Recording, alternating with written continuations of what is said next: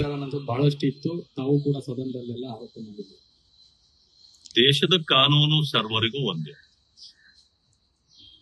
ಇದರಲ್ಲಿ ಮುಖ್ಯವಾಗಿ ಹೇಳೋದಾದ್ರೆ ಸ್ವಜನ ಪಕ್ಷಪಾತ ಹೆಚ್ಚಾಗಿ ಎದ್ದು ಕಾಣುತ್ತೆ.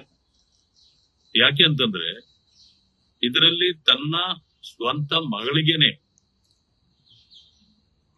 ಈ ಆದಾಯ ಪತ್ರವನ್ನ ಕೊಡಿಸ್ತಕ್ಕಂತ ಇದರಲ್ಲಿ ಅವರು ಒಂದು ಲೋಪ ಎಸಗಿದ್ದಾರೆ ಅಂತಕ್ಕಂತ ಆರೋಪ ಅವರ ಮೇಲೆ ಇತ್ತು.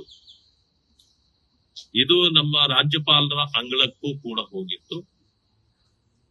ಅವರು ಸಾಂವಿಧಾನಿಕ ಹುದ್ದೆಯಲ್ಲಿರ್ತಕ್ಕಂತ ಕಾರಣದಿಂದ ಅವರ ತೀರ್ಮಾನವನ್ನ ಅವರು ಪ್ರಕಟಣೆ ಮಾಡಿದ್ದಾರೆ. ಸರ್ಕಾರವು ಕೂಡ ಅದಕ್ಕೆ ತೀಕ್ಷ್ಣ ಪ್ರತಿಕ್ರಿಯೆ ಕೊಟ್ಟಿದೆ.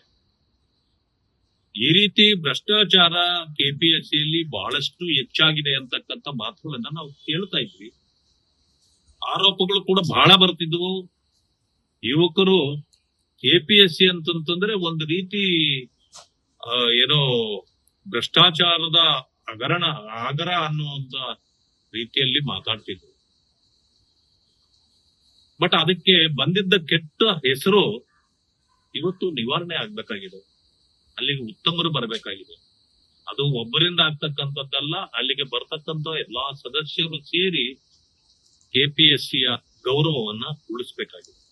ಆ ಕಾರಣದಿಂದ ಇಂಥ ಕ್ರಮಗಳು ಕೂಡ ಸೂಕ್ತ ಅಂತ ನನಗನ್ಸುತ್ತೆ. ಏನು ರಾಜ್ಯಪಾಲರ ಕ್ರಮ ಇದೆ ಅದನ್ನು ನಾನು ಕೂಡ ಸ್ವಾಗತ ಮಾಡ್ತೇನೆ. ಮೊದಲು ಆಗಿರೋದೆಲ್ಲಾನು ಅದಲ್ಲಿ ಯಾವ ಕೋಟ ಅಂತ ಈಗಾಗಲೇ ಎಲ್ರಿಗೂ ಗೊತ್ತಾಗಿದೆ. ಈಗ ಮಾತಾಡ್ತಾ ಇರ್ತಕ್ಕಂಥದ್ದು ನೆಕ್ಸ್ಟ್ ಬರುವಂತದ್ದು ತೂಕದ ಮೇಲೆ. ಯಾವ ವ್ಯಕ್ತಿಯ ತೂಕ ಎಷ್ಟಿದೆ, ಯಾವ ಖಾತೆಯನ್ನ ಆತನ ಕೊಡಬಹುದು, ಆತನ ತೂಕ ಯಾವ ರೀತಿ ನಮಗೆ ಪ್ರಯೋಜನ ಆಗತ್ತೆ ಅಂತ. ಈಗ ಮೆರಿಟ್ ಕೋಟ ಅಂತ ಇರ್ತವೆ. ಅವು ಮೆರಿಟ್ ಕೋಟ ಕೆಲವು ಮುಗ್ದೋದು ಮೊದಲು. ಅದಾದ್ಮೇಲೆ ಇದೆಲ್ಲ ಮೆಡಿಕಲ್ ಇಂಜಿನಿಯರಿಂಗ್ ಅಲ್ಲಿ ನಡೆಯೋದಲ್ವಾ ಅದು. ಆಮೇಲೆ ಡಿಪಾರ್ಟ್ಮೆಂಟ್ ಕೋಟ ಬೇರೆ ಇರ್ತವೆ, ಮ್ಯಾನೇಜ್ಮೆಂಟ್ ಕೋಟ ಅಂತ, ಅವು ಬೇರೆ ಆಗಿವೆ. ಈಗ ಮೋಸ್ಟ್ಲಿ ಅವ ಪೇಮೆಂಟ್ ಕೋಟಾಗೆ ಇದು ಇರ್ಬೋದು, ಪೇಮೆಂಟ್ ಕೋಟಾಗೆ ಕಾಯ್ತಾ ಇದ್ದಾರೆ.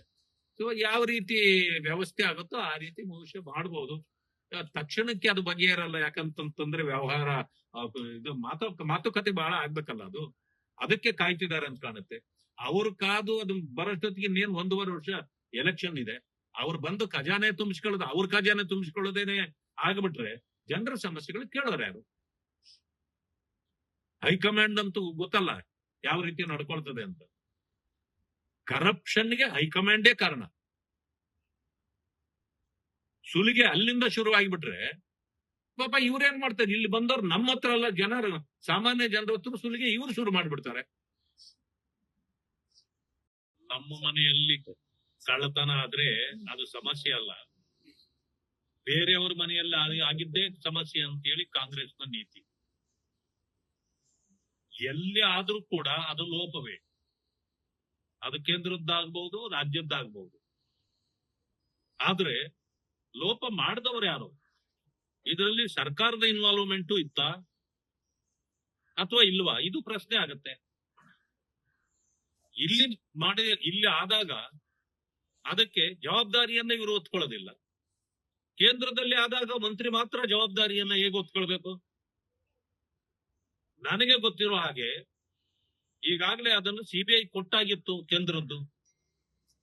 ನೀಟ್ ಹಗರಣ ಅಂತ ಏನು ನಾವು ಹೇಳ್ಕೊಂಡ್ವಿ, ಅದೀಗಾಗಲೇ ಹಲವರನ್ನ ಬಂಧಿಸಿ ಈಗ ಇದು ಜೈಲಿನಲ್ಲಿ ಇಡಲಾಗಿದೆ. ಎನ್ಕ್ವೈರಿ ಕೂಡ ನಡೀತಾ ಇದೆ. ಆ ರೀತಿ ಜವಾಬ್ದಾರಿಯುತವಾಗಿ ಕೇಂದ್ರ ಸರ್ಕಾರ ನಡ್ಕೊಳ್ತಾ ಇದೆ, ಕೆಲಸ ಮಾಡ್ತಾ ಇದೆ. ಆದ್ರೆ ತಪ್ಪಿತಸ್ಥರನ್ನ ಬಿಡ್ಬೇಕಾ? ಯಾವುದೇ ಕಾರಣಕ್ಕೂ ಬಿಡಬಾರ್ದು. ಅವ್ರು ಯಾರೇ ಆಗಿದ್ರು ಅವ್ರಿಗೆ ಶಿಕ್ಷೆ ಆಗ್ಬೇಕು. ಆ ಕೆಲಸವನ್ನ ಕೇಂದ್ರ ಸರ್ಕಾರ ಮಾಡುತ್ತೆ. ಹಾಗೆ ರಾಜ್ಯ ಸರ್ಕಾರವೂ ಕೂಡ ಆ ರೀತಿ ಜವಾಬ್ದಾರಿನ ಹೊತ್ಕೊಳ್ಬೇಕು. ನಾನು ಕೆಪಿಸಿಸಿ ಅಧ್ಯಕ್ಷರಾಗಿರ್ತಕ್ಕಂಥ ಹರಿಪ್ರಸಾದ್ ಅವರನ್ನು ಒಂದು ಪ್ರಶ್ನೆ ಕೇಳ್ತೇನೆ. ನೀವು ಯಾವುದೇ ಪ್ರೊಟೆಸ್ಟ್ ಏನೇ ಮಾಡ್ಬೇಕಂತಂದ್ರೆ ವಿರೋಧಿಸಬೇಕಾದ್ರೆ ಒಂದು ವಿಚಾರವನ್ನ, ಫ್ರೀಡಂ ಪಾರ್ಕ್ ಬಿಟ್ಟು ಎಲ್ಲೂ ಹೋಗ್ಬಾರ್ದು ಅಂತ ನೀವೇ ಹೇಳ್ತೀರಿ, ಕಟ್ಟಡಗಳನ್ನ ಹಾಕಿದ್ದೀರಿ, ನೀವೇ ಸರ್ಕಾರ ಮಾಡ್ತಿದ್ದೀರಿ. ವಿಧಾನಸೌಧದ ಮುಂದೆ ಗುಂಪು ಸೇರ್ಲಿಕ್ಕೆ ನಿಮ್ಮ ಪ್ರೊಟೆಸ್ಟ್ ಮಾಡ್ಲಿಕ್ಕೆ ನಿಮಗೆ ಅಧಿಕಾರ ಕೊಟ್ಟವ್ರು ಯಾರು? ನಿಮಗೆ ಪರ್ಮಿಷನ್ ಇತ್ತ? ಯಾರು ಪರ್ಮಿಷನ್ ಕೊಟ್ರು ನಿಮಗೆ? ಜವಾಬ್ದಾರಿಯುತ ಸ್ಥಾನದಲ್ಲಿ ಇದ್ಕೊಂಡು ಬೇಲಿಯೇ ಎದ್ದು ಹೊಲ ಮೇಯಿತು ಅಂತ ಅನ್ನೋ ರೀತಿಯಲ್ಲಿ ನೀವು ಕಾಂಗ್ರೆಸ್ ಪಕ್ಷ ಬೇಜವಾಬ್ದಾರಿತನದಿಂದ ಈ ರೀತಿಯ ಕಾನೂನು ಬಾಹಿರವಾದ ಕ್ರಮ ಮಾಡ್ತಕ್ಕಂಥದ್ದು ಸರಿಯಾ? ನೀವು ಬೇರೆಯವರಿಗೆ ಪಾಠ ಹೇಳೋದು ಸಾಧ್ಯ ಇದೆ ಇನ್ನು ಮೇಲೆ? ಆಗಿದ್ದ ಮೇಲೆ ಇನ್ನು ಮುಂದೆ ಯಾರೇ ಪ್ರೊಟೆಸ್ಟ್ಗಳು ಮಾಡ್ತಕ್ಕಂಥವರು ವಿಧಾನಸೌಧದ ಮುಂದೆನೆ ಸೇರ್ಬಹುದಲ್ಲ? ಹಾಗಾದ್ರೆ ಯಾಕೆ ಮಾಡಿದ್ರಿ ನೀವು? ನಿಮ್ಗೆ ಅಧಿಕಾರ ಕೊಟ್ಟವ್ರು ಯಾರು? ಇದನ್ನ ನಾನು ಸಂಪೂರ್ಣವಾಗಿ ಖಂಡಿಸ್ತೇನೆ. ಅವೇರ್ನೆಸ್ ಅನ್ನ ಕ್ರಿಯೇಟ್ ಮಾಡತಕ್ಕಂತ ಕೆಲಸ ಇವರು ಮಾಡಿದ್ರೆ ತಪ್ಪಿಲ್ಲ. ಜನರಲ್ಲಿ ಆ ಅವೇರ್ನೆಸ್ ಬರಬೇಕು. ಭವಿಷ್ಯ ಇದು ಅವೇರ್ನೆಸ್ ಬರ್ಲಿಕ್ಕೆ ಮಾಡಿದ್ರ? ಈಗ 100 ರೂಪಾಯಿ ನೀವು ಕೊಟ್ಟಾಗ ಚಿಲ್ಲರೆ ಇಲ್ಲ ಅಂತೇಳಿ ನಿಮ್ಮನ್ನ ಇಳಿಸ್ಬಿಡೋದು ಇದೆಯಲ್ಲ, ಕಂಡಕ್ಟರ್ದು ತಪ್ಪೇ ಅದು. ಯಾಕೆ ಅಂತಂದ್ರೆ ಕಂಡಕ್ಟರ್ಗೆ ಎಲ್ರೂ ತಂದು ಕರೆಕ್ಟ್ ಚಿಲ್ಡ್ರೆನೇ ಕೊಟ್ಟು ಟಿಕೆಟ್ ಖರೀದಿ ಮಾಡ್ಲಿಕ್ಕೆ ಎಲ್ಲರ ಕಡೆನೂ ಚಿಲ್ಡ್ರೆ ಇರೋದಿಲ್ಲ. ಆದ್ರೆ ಮೊದಲಿಂದ ಪದ್ಧತಿ ಇದೆ. ಆಯ್ತು, ನೀವು ಎಲ್ಲಿಯವರೆಗೆ ಪ್ರಯಾಣ ಮಾಡ್ತೀರಿ ಆ ಚೀಟಿಯಲ್ಲಿ ಹಿಂದೆ ಬದ್ದು ಕೊಟ್ಟಿರ್ತಾನೆ. ಎಷ್ಟು? 100 ರೂಪಾಯಿ ಕೊಟ್ಟಿದ್ದೀರಿ, 80 ರೂಪಾಯಿ ನಿಮ್ಮ ಟಿಕೆಟ್ ರೇಟು. ಆಯ್ತು, 20 ರೂಪಾಯಿ ನೀವು ಇಳಿಯುವಾಗ ತಗೊಳ್ಳಿ ಅಂತ ಹೇಳ್ತಾನೆ. ಯಾಕಂದ್ರೆ ಅಷ್ಟೊತ್ತಿಗೆ ಇನ್ನು ಬೇರೆಯವರು ಬಂದವರು ಚಿಲ್ಲರೆ ಕೊಡ್ಬಹುದು, ಅದರಿಂದ ಸಿಗುತ್ತೆ ಹಾಗೆ. ಅಥವಾ ಆ ರೀತಿ ಇಲ್ಲ ಅಂತಂದ್ರೆ ಈಗೆಲ್ಲ UPI ಇದೆಯಲ್ಲ, ಇದರಲ್ಲಿ ಸ್ಕ್ಯಾನರ್ ಇದೆಯಲ್ಲ, QR ಕೋಡ್ ಇದೆಯಲ್ಲ, ಅದರಲ್ಲೇ ಮಾಡಿಸ್ಬೇಕಾಗಿತ್ತು ನೀವು. ಸೊ ಇದರಿಂದಾಗಿ ಇದರ ರಿಫರ್ಕೇಶನ್ಸ್ ಇವ್ರ ಮೇಲೆಯೂ ಅವ್ರ ಮೇಲೆಯೂ ಎರಡೂ ಕಡೆಯಲ್ಲಿ ಬರ್ತಾ ಇದೆ. ಅದು ಒಂದು ರೀತಿ ಜನ ಅರ್ಥ ಮಾಡ್ಕೊಳ್ಬೇಕು, ಈಗ ನಾವು ಯಾವ ರೀತಿ ನಡ್ಕೊಳ್ಬೇಕು ಅನ್ನೋದನ್ನ. ಇದು ಅವೇರ್ನೆಸ್ ಗಾಗಿ ಮಾಡಿದ್ರೆ ಸರಿ, ಆದ್ರೆ ಇದನ್ನೇ ಲೋಪ ಅಂತ ತಿಳ್ಕೊಂಡು ಅವರನ್ನ ಇದು ಮಾಡೋದು ಸರಿ ಇಲ್ಲ. ಆದ್ರೆ ಜನರಿಗೆ ತಿಳಿಸ್ಬೇಕು, ನೋಡಿ ನಾವು ಬಂದಿದ್ದು ಈ ರೀತಿ ಎಚ್ಚರಿಕೆ ಕೊಡ್ಲಿಕ್ಕೆ. ಈಗೇನು ಕಂಡಕ್ಟರ್ ನಮಗೆ ಚೇಂಜ್ ಕೊಡ್ಲಿಕ್ಕಾಗ್ಲಿಲ್ವೋ, ಸೊ ಆ ರೀತಿ ನಿಮಗೂ ಆಗಬಾರದು.